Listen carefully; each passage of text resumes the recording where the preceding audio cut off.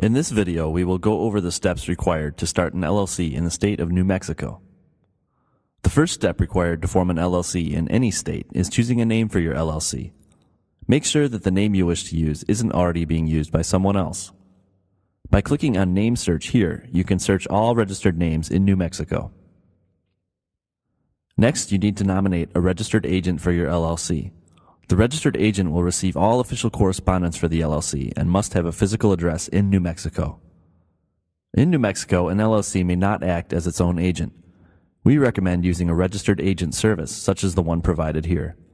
Click here to learn more about registered agents. You'll also need to file the Articles of Organization.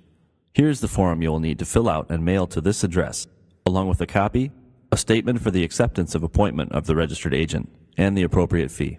Though not a requirement in New Mexico, we strongly suggest you have an operating agreement for your LLC, especially if you have multiple members. Click here to download our free sample operating agreement. After filing your LLC, you will need to acquire an EIN, an Employment Identification Number. The EIN is used to identify a business entity for tax purposes and can be considered a social security number for the company.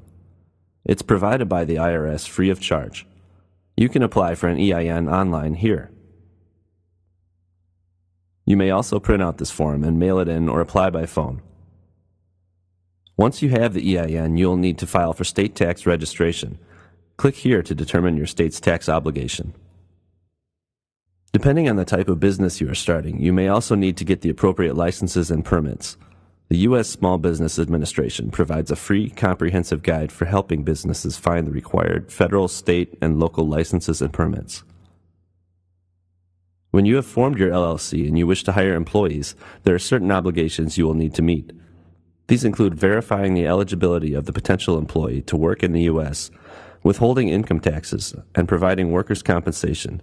Click here for more detailed information on employee requirements. This concludes our tutorial. We wish you the best in your LLC formation endeavor.